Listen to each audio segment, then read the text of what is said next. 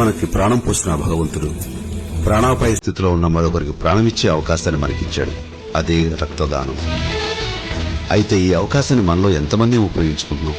ఏ దానం చేయాలన్నా అది విద్య, విజ్ఞానం, డబ్బుతో ముడిపడి ఉంది. ఒక్క రక్తదానమే మంచి మనస్సుతో ముడిపడి ఉంది. మీరంతా మంచి మనసున్న మనుషులు.